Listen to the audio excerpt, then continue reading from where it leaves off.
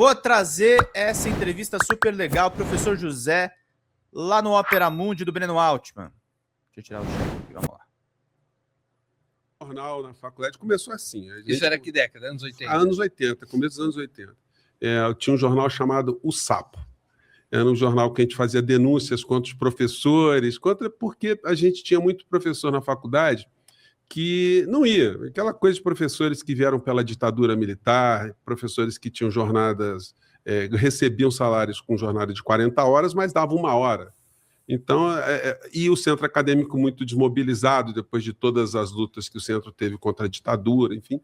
Então, comecei por ali. Depois da faculdade de Direito, fiz mestrado na UFRJ também em Ciências Penais e, por uma conjuntura muito doida, eu fui parar na TV Brasil, como assessor jurídico da TV Brasil, assessorando o doutor Ivan, que foi advogado da Petrobras. A gente tinha uma amiga em comum e ele me convidou para... Eu estava estudando para concurso público, então estava muito bem afinado com o direito administrativo.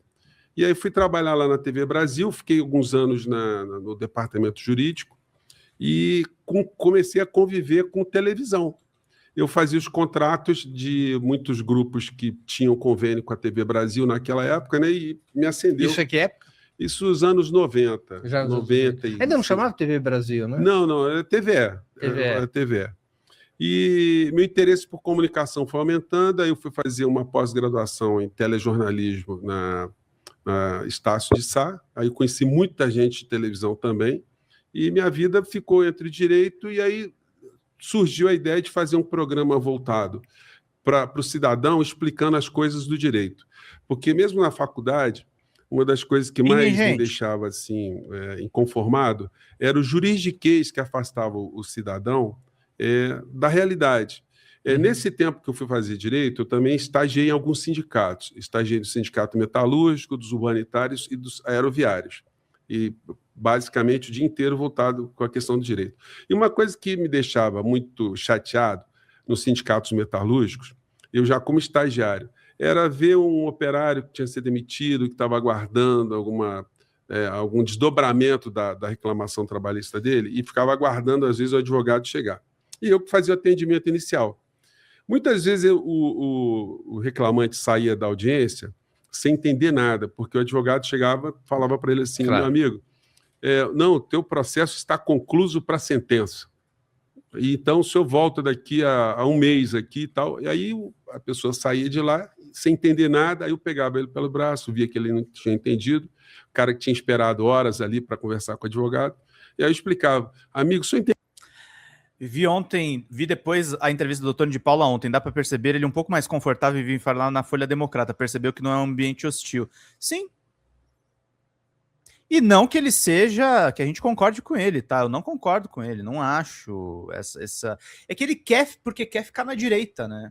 O Ottoni acho que é isso. Eu vi a entrevista que ele deu pro Guilherme Amado de manhã, ele estava mais desconfortável do que aqui conosco, e olha que ele estava sendo mais criticado aqui. Mas eu tenho uma tradição, gente, eu não acredito muito naquela coisa assim. Lucas, às vezes eu discuto com você aqui no chat, mas eu não acho que a gente tem que receber, principalmente uma entrevista, chamar uma pessoa para entrevista e ficar hostilizando ela é coisa de gente mal educada. Eu recebo bem as pessoas, eu trato bem as pessoas. Não significa que eu tô puxando o saco. Significa que eu tô atrás de informação, gente. Eu quero me informar, eu quero ouvir aquela pessoa, eu quero entender quais são as motivações dela. Por isso que a gente fala desse jeito. Entendeu o que o doutor falou? Não entendi nada, eu estou aqui na maior aflição, estou precisando de dinheiro e tal. Ele disse, olha, quando ele disse que o processo do senhor está concluso para a sentença, é que a reclamação que o senhor fez, o processo que o senhor entrou, ele está na mesa do juiz, o juiz está analisando, e depois que ele analisar, ele vai dar uma sentença, entendeu? Então, só tem que aguardar nesse prazo. Obrigado, o senhor ter me falado, que eu não estava entendendo nada. Então, eu pensei em fazer... Se uma palavra como concluso, acho que vai ser preso, né? Aí é o seguinte, uma vez eu fiz um contrato de um grupo que fazia convênio para o Conselho Federal de Medicina para fazer um programa de saúde para TV educativa. Eu falei, puxa, se tem um programa que se tenta explicar coisas da saúde para a população, por que não se tem um para fazer isso no campo do direito? Aí eu criei um programa chamado Direito em Debate, mas só da minha cabeça. Eu saí da TV e fui garimpar, fiz um projeto de fazer um programa de cidadania, e na época estava surgindo a NET TV. E aí, gente, TV a cabo. TV a cabo. Eu elaborei um projeto de ser apresentador de televisão para falar desses assuntos, explicar para o cidadão os grandes labirintos do direito. Só que eu não tinha nada. Aí eu cheguei lá na TV, na NET, né? Me apresentei, olha, eu sou José Fernandes. Tal. Com a cara e a coragem. Só que tem ideia dos caras. Tudo bem, a gente faz o teu programa aqui, custa tanto, nem lembro quanto é que era uma grana lá. Eu falei, poxa, mas não dá para a gente fazer assim? Não. Você vai ter que comprar horário. Aí eu fui com aquela ideia, mas tem espaço para fazer isso aqui com vocês? Tem. Se você pagar, tem. Em linhas gerais, era isso. E aí eu fui atrás da OAB, falei assim, vou tentar um apoio institucional, porque se eu tiver um apoio institucional, aí já fica mais fácil de eu garimpar essa ideia. Aí eu não conhecia ninguém na OAB, mas eu acabei indo num evento lá, que tinha o Dr. Celso Fontinelli, que já era um homem idoso, mas ele era um cara com a cabeça muito avançada. Ele falou, olha, eu gostei da ideia de fazer um programa de cidadania. Eu só não coloco grana lá da OAB. Falei, não tem problema, mas o senhor gostou? Gostei. Então, o senhor me dá uma carta dizendo que gostou do programa, gostou da ideia? Dou. Então, cheguei lá na OAB, aí o departamento lá de comunicação fez uma carta, olha, OAB quer fazer um projeto de comunicação. Então, já tinha um sinal verde da NET e tinha a OAB. Eu só não tinha patrocinador. Aí foi a terceira fase. Eu saí rodando em tudo quanto foi lugar que você pensar. Empresa que fazia terno, empresa que vendia terno, empresa de automóvel, de seguro. Foi todos os lugares, uns 100. Editoras. Quando eu estava desistindo, já depois de ter ido a 100 empresas, eu me lembrei de um cara que eu conheci que foi vendedor de Barça. De enciclopédia. Enciclopédia Barça. E uma vez ele falou assim, cada 100 pessoas que eu visito, vocês vejam como é que eu sou antigo também, né? Cada 100 pessoas... Nem sei se existe ainda Barça. Eu acho que existe. Deve ter, né? Digital. Deve ter. Eu tinha Barça em casa. Aí eu perguntei para ele assim, quanto tempo você leva para vender uma Barça? Ele falou assim, olha, cada 100 pessoas que eu visito, eu consigo vender uma. Rapaz. Aí eu falei assim, mas você não fica desanimado quando você visitou assim umas 90 pessoas, não vendeu Barça nenhuma? Ele falou, não, aí que eu fico mais animado, que eu sei que só faltam 10. Sensacional. Aí... Você vê só que é a visão do otimista. Claro. Né? Aí mas o vendedor tem que ser assim, né? Aí depois, assim, quando eu já estava quase desistindo, aí eu fui numa editora lá no Rio de Janeiro, a editora Forense. Sim.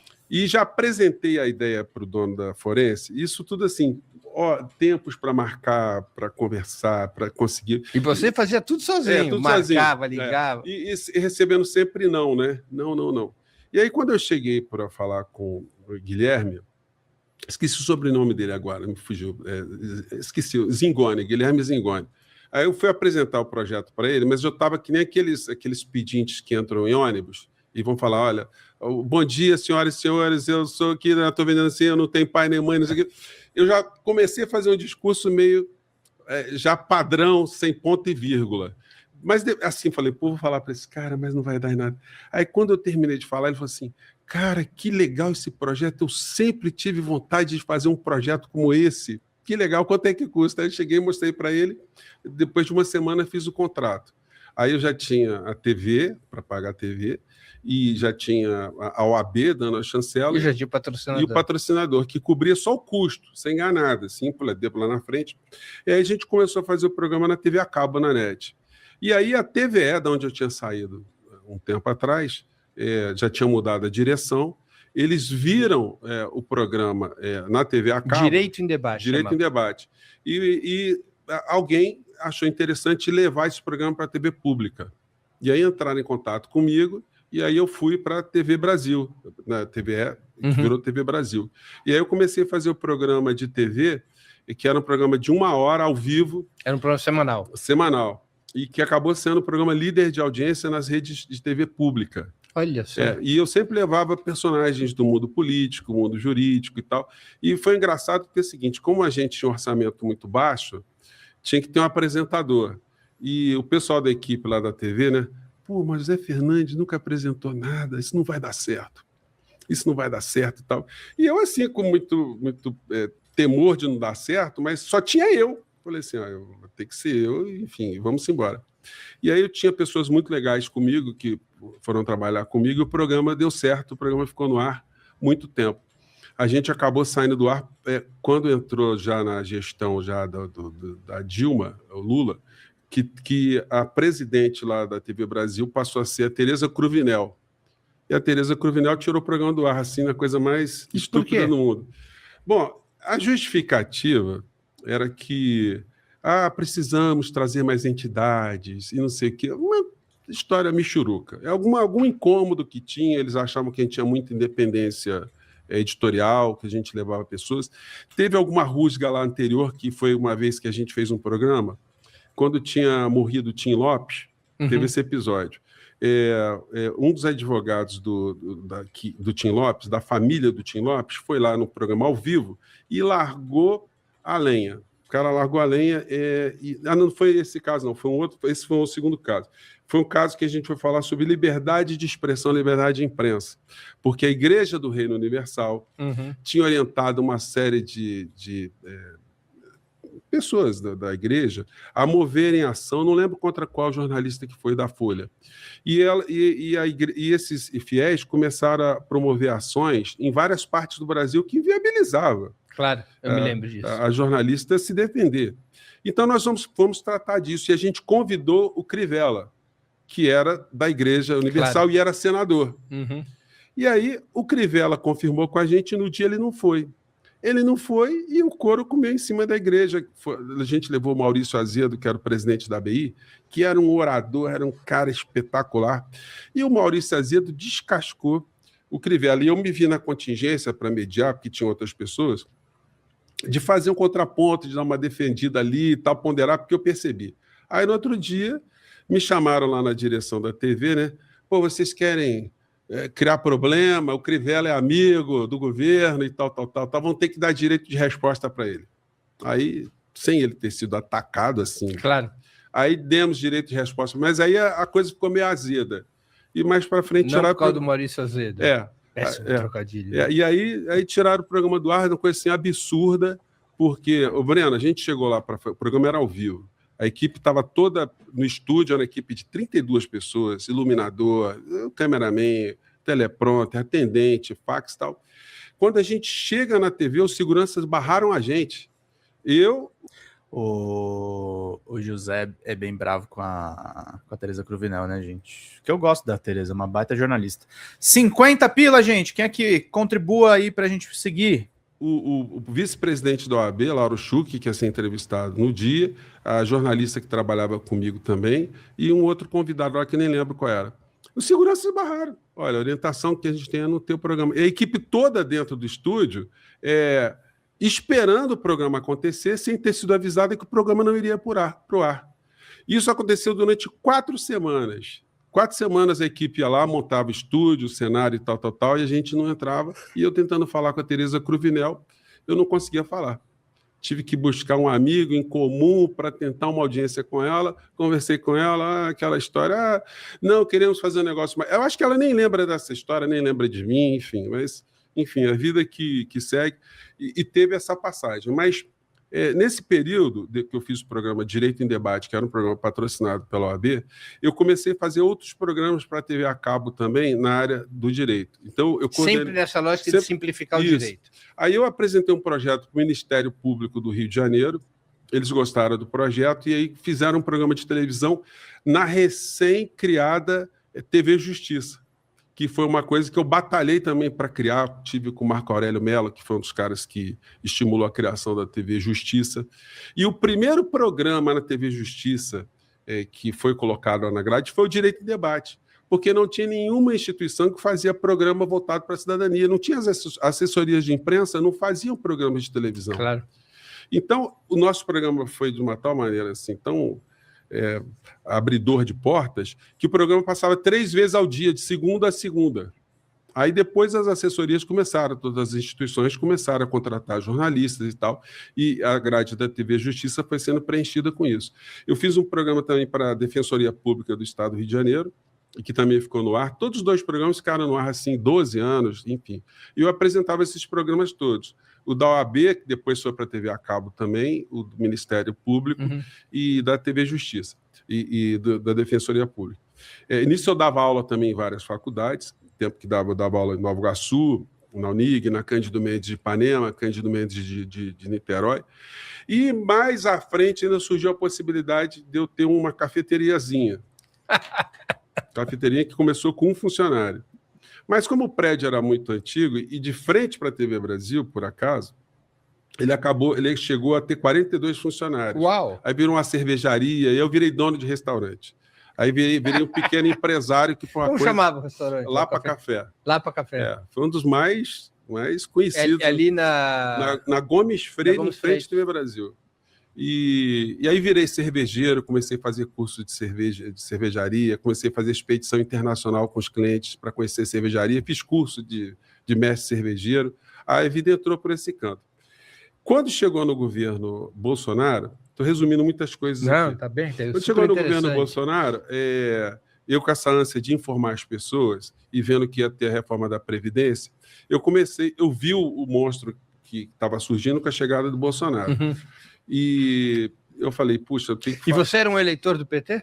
Eu sempre fui eleitor de esquerda. Né? Sempre fiz campanha para Lula, comecei votando o Brizola.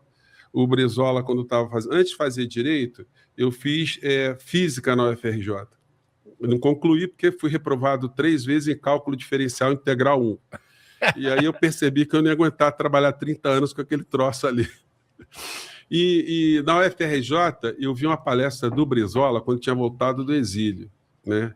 E eu fiquei encantado com o que o Brizola tinha falado, assim, E aí, meu primeiro voto em 82 foi para o Brizola. Quando ele foi candidato e ganhou as eleições do Rio. Aí fui votando em Brizola até 89, votei no Brizola de novo e Lula no segundo turno, e aí sempre alternando o meu voto no campo da esquerda, né? Então, tem muitas informações assim, que eu tenho hoje, tem muito esse tempo do Brizola, que foi um líder político no Rio de Janeiro muito influente, né? Claro. Que trouxe muitos conceitos. Depois teve Luiz Carlos Prestes, que também ficou muito próximo do Brizola, também, que era também uma fonte inspiradora de muitas lutas, de muitos sonhos, de pessoas como eu que tinham um jovem dentro de si que até hoje não consegui jogar cabelo branco desse jovem, não. Isso que me move até os dias de hoje, né? Entendi. Enfim, eu não estava preparado para falar nada disso. Mas desculpa que eu te perguntou. Não, legal. O pessoal nosso quer saber, o pessoal que está nos acompanhando quer saber. Deixa eu te perguntar uma coisa, que eu te interrompi. Então, no período do governo Bolsonaro... Ah, sim. Aí no você vê a reforma da Previdência... Eu vi a reforma da Previdência, eu tinha 2 funcionários que tinham mais de 50 anos. Eu falei assim, esses meus funcionários vão entrar pelo cano. Não vão conseguir se aposentar nem tão cedo. Até porque eles não tinham registro de trabalho nos primeiros trabalhos, então tinha uma série de coisas. E aí eu comecei a fazer, eu criei um canal no YouTube e comecei a fazer entrevistas com eles, com os teus próprios funcionários. Meus próprios funcionários, para as pessoas verem que os meus funcionários eles não sabiam nada do que ia acontecer na reforma da Previdência. Pegava desde os mais jovens até os mais velhos, estavam mais tempo comigo lá. E alguns desses vídeos começaram a viralizar. E aí começou a vir mais gente para o Portal do José. Aí o Portal do José foi crescendo. O crescimento se Quer dizer, quando você criou, era para tratar do tema da Previdência. E até hoje tem muita gente que fala assim, pô, que legal aquilo que você fazia no seu café e tal, porque era dentro do café. Dentro do próprio café. E eu comecei, a partir daí, quando teve mais audiência, eu comecei a levar um monte de político para ser entrevistado lá. Então, a gente tomava café, os funcionários iam passando, entrevistei a Jandira Fegali várias vezes, o Adi Damuz, vários intelectuais, escritores, artistas. Então, aí foi um negócio muito interessante. O portal foi crescendo, eu acumulando uma série de atividades, né? De vez em quando eu ia em casa. Porque você estava com o portal, com o café... Dando aula em 2 faculdades e ainda fazendo alguns programas de TV. Vamos pingar, gente. Quando o programa começou a crescer, aí as entidades cortaram o relacionamento comigo. Olha, a tua imagem aí está muito vinculada à instituição, então você tem que escolher, você faz isso que você está fazendo na aula, fica aqui na instituição. E aí eu preferi ficar com aquilo que eu estava fazendo. Quando o Portal do José chegou a 13 mil inscritos, o MP me chamou, o procurador-geral lá me chamou e falou, olha, a tua imagem aqui é a imagem do Ministério Público. Eu falei, mas olha, eu criei meu programa justamente para falar coisas que eu não falo aqui, porque aqui o meu papel é institucional. Eu tento levar para o cidadão por que a instituição funciona, o que ela deve fazer, a proteção ao cidadão, esclarecer as pessoas. Mas aí não teve jeito. E apertaram, e aí o meu contrato terminou. Aí terminaram todos os contratos. Aí eu fiquei só com a cafeteria, o restaurante, e o Portal do José. E aí o Portal do José continuou crescendo e eu estou fazendo aquilo que eu gosto. É uma militância política minha, que eu acho que é meu papel, Tem uma frase que eu li uma vez, uma frase no pensamento, né, do Noam Chomsky, que ele diz o seguinte, o conhecimento ele traz para a gente uma série de possibilidades. E as possibilidades, elas nos trazem uma série de responsabilidades. Sim. E as nossas responsabilidades, a gente tem que colocá-las em prática. Já que a gente adquiriu essa possibilidade, a gente tem que fazer alguma coisa, senão a gente morre com esse conhecimento para a gente, né? E aí isso foi um negócio muito legal, porque isso veio me dar mais estímulo ainda eu seguir naquilo que eu estou fazendo, que é o Portal do José. E aí a gente vai fazendo, vai ampliando horizontes, porque aí eu sou convidado para um canal, aí já convido o outro, e a gente vai vendo que tem mais identidade e tal. Então, hoje, eu sou uma pessoa que conheço muitas pessoas de quem eu era fã, como você, por exemplo, estou aqui por conta disso, que senão eu te acompanho também antes de eu ter meu canal. Então, enfim, você é precursor. Então, muitas pessoas que eu falo assim, puxa, isso aconteceu no direito também, quando na televisão tem essa coisa, né? De você admirar muito a pessoa e, de repente, você está no espaço que você pode ter um contato pessoal com aquela pessoa. Então, esse ambiente está sendo um ambiente muito legal e muito gratificante, porque eu encontro muitas pessoas nas ruas de todo canto do Brasil e o contato é sempre muito afetuoso. As pessoas, como eu estou na casa das pessoas, estou no celular, dessas que me acompanham, né? E alguns que foram alunos, ex-alunos, alguns que foram clientes lá do Lapa Café, que a gente fez... Ainda existe Lapa Café? Não, fechou, na pandemia fechou. Porque, olha, eu posso abrir hoje um restaurante em Cabul, porque eu tenho tanta experiência em ter um restaurante no meio do caos, e com a contradição, né, Breno, que assim, de ter sido sempre um socialista, ter sido sempre um cara envolvido em lutas populares, que na época de faculdade, assim que eu me formei, eu fui trabalhar no núcleo de terras no governo Brizola. Então, eu trabalhava junto com a Defensoria Pública, recém-formado, defendendo sem terra antes do MST, não tinha esse MST no Rio de Janeiro. Então, eu enfrentei essas histórias todas de batalhão de choque, reintegração de posse, e de pensar que eu ia tomar tiro ali com os trabalhadores. Tem histórias muito engraçadas, tem histórias muito legais no meio dessa história também, né? Então, a militância toda me arrastou para um monte de coisa que eu acabei fazendo. E quando chegou na época da pandemia, a contradição é a seguinte, eu sempre defendendo o trabalhador, só que os trabalhadores da minha empresa, eles me viam como burguês, o patrão explorador. José, advogado do diabo aqui, se você eventualmente ver esse corte. Seus empregados estão certos, tá? O patrão é patrão, empregado é empregado. É difícil. Embora você seja um cara fantástico. Amigo, olha só, eu não estou aqui querendo te explorar, cara. Eu sempre procurei pagar os melhores salários, eu nunca tive reclamação trabalhista gratuita. Às vezes acontece, né? Porque claro. Às vezes até um funcionário que não tem boa índole, ele move uma reclamação trabalhista, enfim, mas isso foi muito residual. E quando chegou na época da pandemia, a coisa me dava um desgaste muito grande, uma sobrecarga muito grande e pouca grana, pouquíssima grana. No final da história sobrava uma nesguinha lá. E aí não compensava, já estava já com o meu portal, né? E aí, quando chegou na pandemia, eu tentei pegar o empréstimo para continuar tocando o negócio, mas o empréstimo estava absurdo, eu ia ficar com um passivo muito grande depois. Aí eu resolvi fechar o Lapa Café. Eu vendi uma propriedade que eu tinha, peguei uma grana boa, chamei todos os funcionários no dia seguinte, abracei todo mundo, chorei e falei, gente, olha, que fechou, não vai dar, eu não vou conseguir tocar mais esse troço para frente. Tudo que tem aqui dentro, vocês pegam e podem levar. Aí tinha assim 14 freezer, eu nem sabia que tinha tanta coisa lá dentro.